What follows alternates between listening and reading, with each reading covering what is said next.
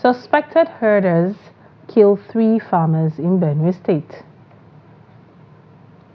Judge orders EFCC to serve charge on Yahaya Bello's lawyer over alleged 84 billion naira fraud.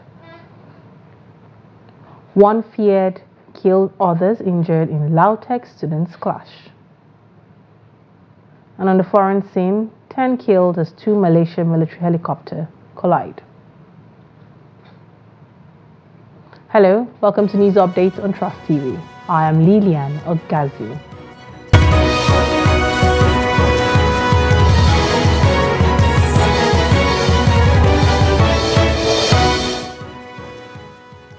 And now to the news in details. Suspected herders over the weekend killed 3 farmers in separate attacks in Ntekpa and Idabi communities of Otukpo local government area of Benue State. The chairman of Otukpo, Alfred Omaku, said one person was killed at his farm in Ntekpa village before the attackers moved up to Adoka Icho, where they killed 2 other farmers at Idabi village. The chairman, who was on his way to the affected communities at the time of filing this report, said Ntekpa, which comprises 9 villages, is now completely deserted, leaving the attackers to move freely. He called for help from both federal and state governments to deploy security personnel to the area to nip the attacks and killings in the bud. According to him, the communities have been deserted when farmers are supposed to be preparing for the planting season. The attackers had launched assault on several communities in Otukpo, Apa, Agatu.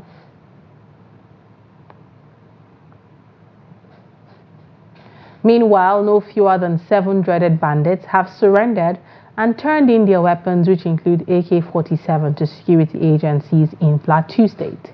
Special Advisor to Plateau State Governor on Security and Coordinator Operation Rainbow Brigadier General Gakaji Shipi said that a non-kinetic approach to security challenges facing the state has started yielding results.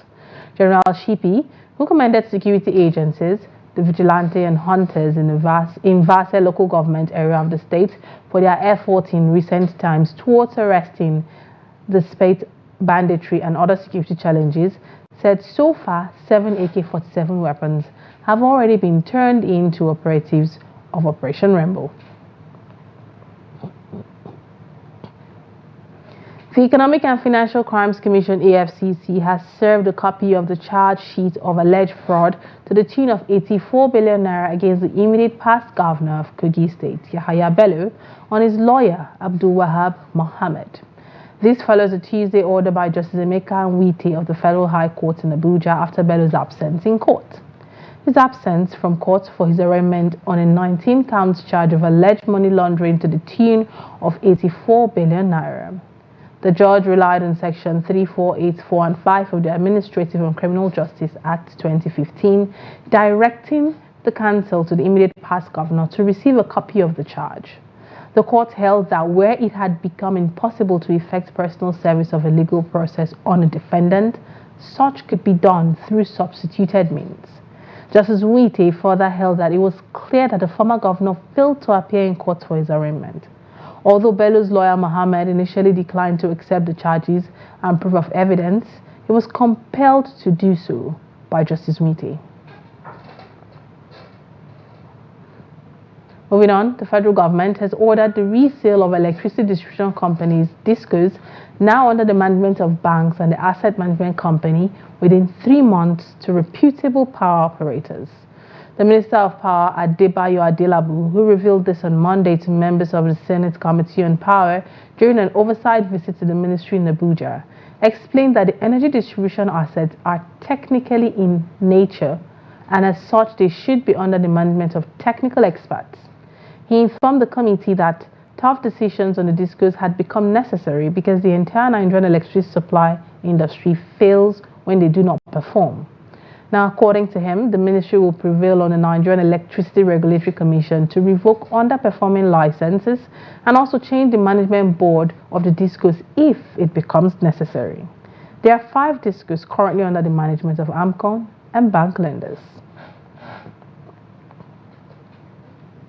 Meanwhile, the Senate Committee on Power has summoned the Minister of Power, Adebayo Adelabu, and the top echelon of the National Electricity Regulatory Commission to appear before it for an investigative hearing on the recent electricity tariff hike in the country.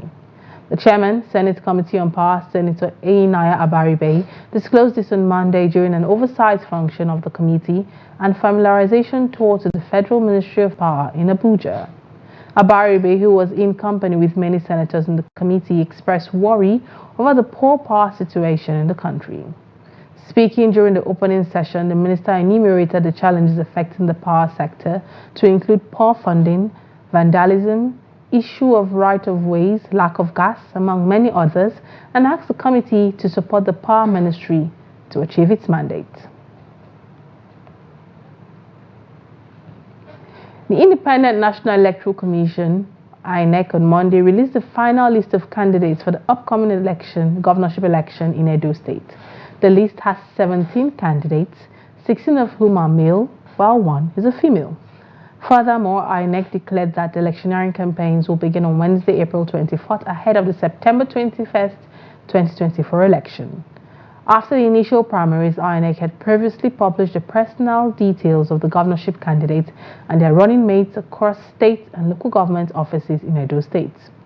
INEC, through its National Commission and Chairman of the Information and Voter Education Committee, Sam Olumekun, had announced that some political parties organized new primaries to substitute their earlier selected candidates before the April 15, 2024 deadline. And in Imo State, former Governor Emeka Ihedioha has left the People's Democratic Party after 26 years of joining one of Nigeria's leading political parties. Having been one of the party founding members, Ihedioha cited a variance of personal beliefs as part of his reasons for quitting the PDP. He regretted that despite his attempts to offer counsel, the party is sadly no longer able to carry out internal reforms, enforce its own rules, or offer credible opposition to the ruling or progressive Congress. He said in a Tuesday letter addressed to the party's chairman in Mbutu ward of Abombise local government area of Imo State that it is in the light of the foregoing that he is compelled to offer his resignation from the party effective immediately. He described the decision as a difficult one, but restated his resolve to work towards deepening the country's democracy. The management of Dana Air has confirmed reports that one of its aircraft with registration number 5NBKI skidded off the Murtala Mohammed Highway, the Murtala International Airport, on Tuesday. The airline made the confirmation in a statement on Tuesday expressing regret. The airline noted that the aircraft, which flew from Abuja to Lagos, skidded off the runway in an attempt to land.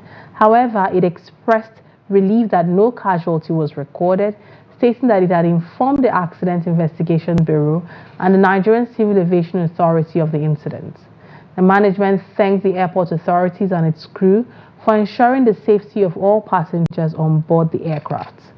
Dana Air Authority also thanked the crew for their swift response in ensuring the safe disembarkation of all passengers following the incident, while also apologizing to passengers on the affected flight for their patience and understanding.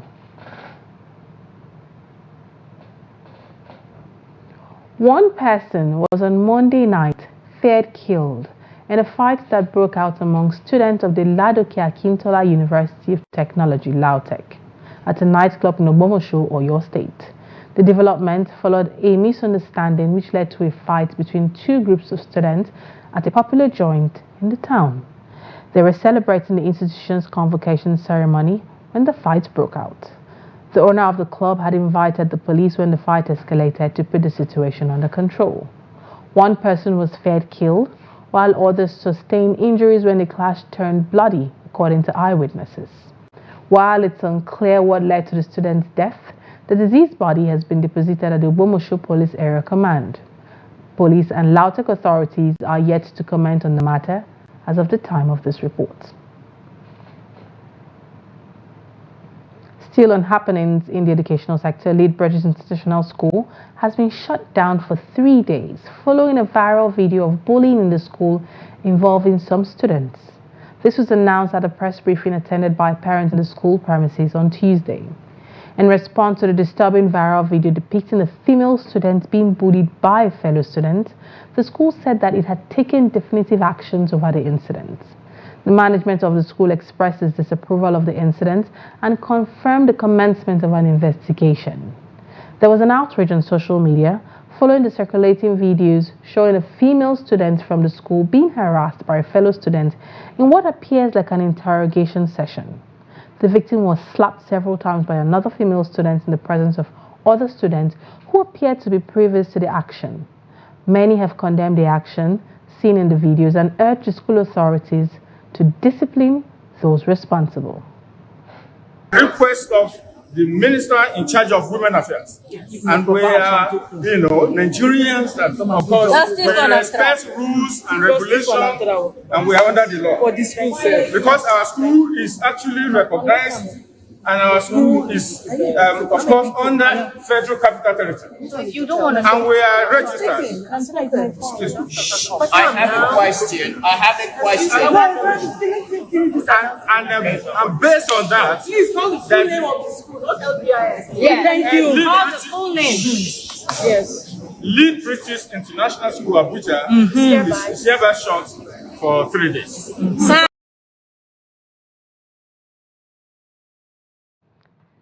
Away from that, candidates who have written their exams in the ongoing 2024 Unified Tertiary Matriculation Examination in Lagos have lamented the delayed timing and poor network. More details in this report.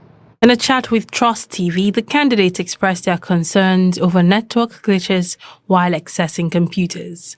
They also said that they started behind the scheduled time of 9 a.m. We asked to come around 9 o'clock. We were there. Some people were there around like almost 9. Like 9 have not gotten to the time, so they have gotten there. My challenge is that they asked us to be there by 9. Do you know that we start, like when they asked us to go to the hall, we waited for like 1 hour 30 minutes before we start the exam, and we were meant to start the exam by 9 o'clock. We started the exam by 10:30, which not supposed to be like that. Challenge I faced here is number one, due to the connection issue. That's the only challenge I can say I faced because the network was not that really good.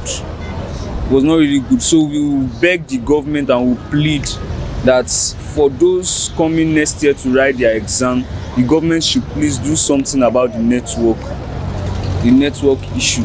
Some of them, however, said the exams was difficult. The exam went smoothly, fast enough, and very bright. Though the tension was high, I was scared as first timer.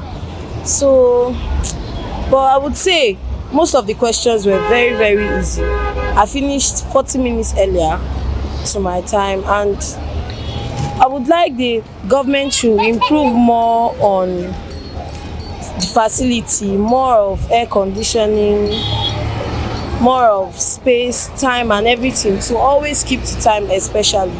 It's a good development this processing jam is using in conducting their exam.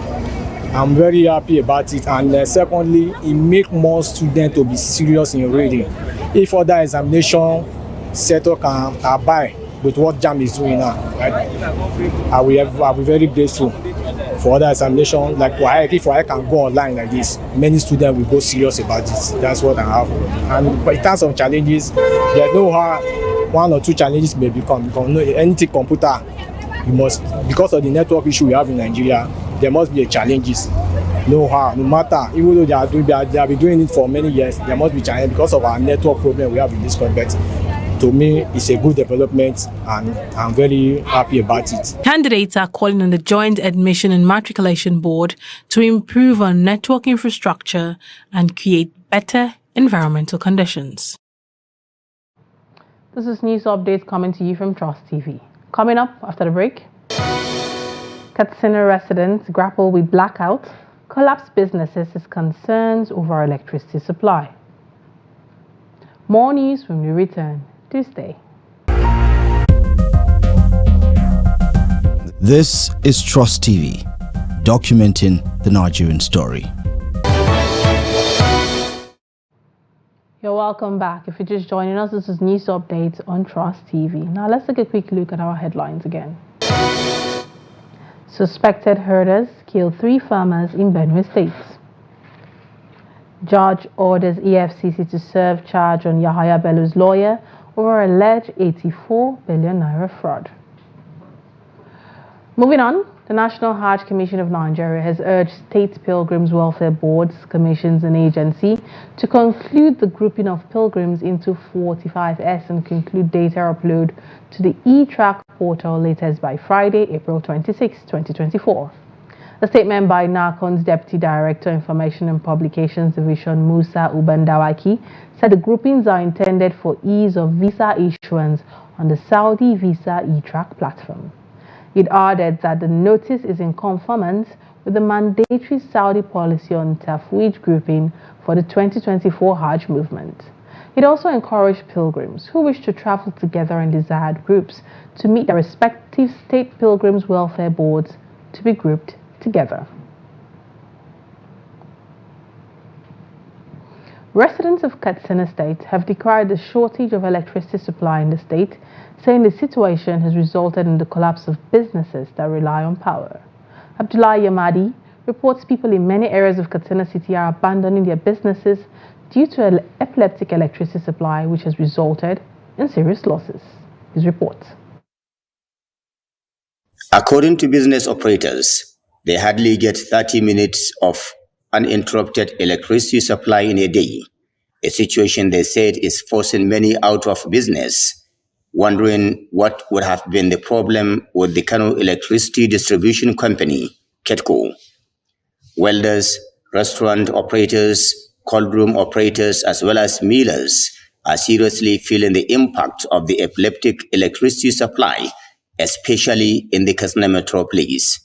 The shortage of power has really affected so many businesses. In fact, it affected the whole thing in Katsina State because, you see, like my own business, the restaurant business, you cannot store anything because there is no power. You cannot even, you don't even have cold water to give customers. You see, it's affecting a lot of things. This problem has compounded our suffering and made life unbearable. Poor electricity supply has led to water shortages at this time that fuel is already beyond the reach of the common man. Today, petrol sells between 750 to 820 naira per liter. What do you expect the common man to do? The suffering is too much.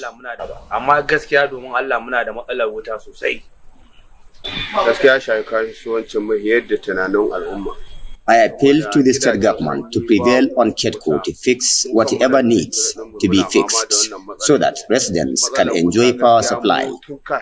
As it stands, we have been made poor due to the economic downturn at the moment. I don't know where to start from right now, because any business that relies on electricity supply will die a natural death. These frustrated residents who are alleging that the epileptic electricity supply is only peculiar to the city are asking KETCO to explain what is behind the blackout, as residents outside the state capital are not subjected to this untold hardship.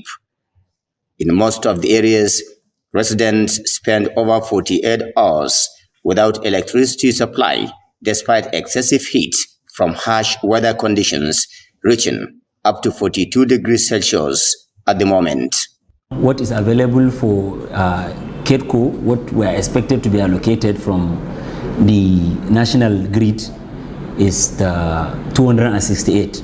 But as of today, 22nd, I can tell you what we actually receive from the transmission through, from the embed through transmission is 182. This unhealthy electricity supply is subjecting residents to untold hardship, forcing many to seek alternative sources of power, while others are left finding relief under trees during the day. The situation has also affected almost every sector in the city, especially water suppliers, with a jerrycan of water selling between 100 to 120 naira only. Public commentators in Katsina are asking the state government to get to the root of the problem, as businesses are collapsing and pushing many to adverse conditions. Abdullahi Ismayamadi, Trust Television News, Katsina. Meanwhile, Dangote Petroleum Refinery has announced a reduction in the prices of diesel and aviation fuel to 940 naira and 980 naira per litre respectively. This announcement is coming 2 weeks after it reduced the price of diesel to 1,000 naira. Its head of communication, Anthony Chiejina, who confirmed the new price, noted that it is in line with its effort to reduce economic hardship in Nigeria. Chiejina stated that the new price of 940 naira is applicable to consumers buying 5 million litres and above from the refinery, while the price of 970 naira is for consumers buying 1 million litres and above. Meanwhile, the Central Bank of Nigeria, CBN, has released another circular to bureau the change operators, notifying them of direct sales of US dollars at discounted rate of 1,000 naira per dollar. The decision by the Apex Bank will make it the second sales for the month of April and fourth time in 2024 as part of measures to keep the naira afloat as it fell against the dollar in the past days. Now, according to the circular, the BDCs are to sell to eligible end users to a spread of not more than 1.5% above the purchase price. The Apex Bank said all eligible BDCs are therefore directed to commence payment of the naira deposit to CBN Naira deposit account. Now on the foreign scene, British Prime Minister Rishi Sunak's latest effort to send some migrants to Rwanda finally won approval from Parliament early Tuesday, hours after he pledged deportation flights would begin in July. The Parliament's logjam that had stalled the legislation for 2 months was finally broken just after midnight when the unelected House of Lords recognized the primacy of the elected House of Commons and dropped the last of its proposed amendment, clearing the way for the bill to become law. Earlier in the day, Sunak held a rare morning press conference to demand that the Lords stop blocking his key proposal for ending the tide of migrants crossing the English Channel in small boats, promising that both houses of Parliament would remain in session until it's approved. The legislative stallment was just the latest hurdle to delay implementation of a plan that has been repeatedly blocked by a series of court rulings and opposition from human rights activists who say it is illegal and inhumane. Migrant advocates have vowed to continue the fight against it. Rwanda is a safe country that has proven time and again its ability to offer asylum seekers a safe haven and a chance to build a new life. Rwanda has a strong history of providing protection to those that need it and currently hosts over 135,000 refugees and asylum seekers who have found safety and sanctuary there. Still on the foreign scene, as Togo prepares for legislative and regional elections on April 29, 2024, a significant number of women are in the electoral race, defying traditional norms and expectations. With 2,348 validated candidates for the legislative elections and 113 seats up for grabs, some 593 women are in the running for parliament and 438 women for regional elections, according to figures obtained from the Independent National Electoral Commission. Among these bold candidates are some remarkable personalities who aspire to bring new perspective and more balanced representation to the political arena. Now in the world of sports, Crystal Palace are targeting a move for the club Brugge midfielder Rafael Onyedika. Onyedika has also been linked with the move to La Liga giants Barcelona. According to reports, the club's recruitment chief Dorje Fredman was in Belgium recently to have a closer look at the player. The 23-year-old is seen as one of the top young players in Europe at the moment. Onyedika has played 42 games in all competitions this term, scoring 4 goals and providing 2 assists.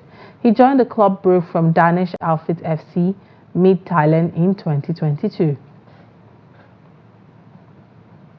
Still in sports, former Chelsea boss Thomas Tuchel has been linked as possible replacement for Erik ten Hag at Manchester United in the summer. According to reports, Ten Hag's future is under intense scrutiny at United, with the new owners unimpressed by his work this season. The Red Devils, who were 7th in the Premier League, crashed out of the Champions League in the group stages. They surrendered a 3-0 lead against Championship club Coventry before winning on penalties in the FA Cup semi-finals. Ten Hag has another year on his contract, but has received no assurances from Ratcliffe and his Ingles team. The former Chelsea manager will be free in summer because he is set to depart Bayern Munich at the end of the season. Tuchel has 2 League One titles, the Bundesliga and the Champions League amongst the achievements on his CV. Well, with that, we've come to the end of News Updates on Trust TV. Do not forget to follow us on all our social media platforms. My name is Lilian Ogazi. Thanks for watching.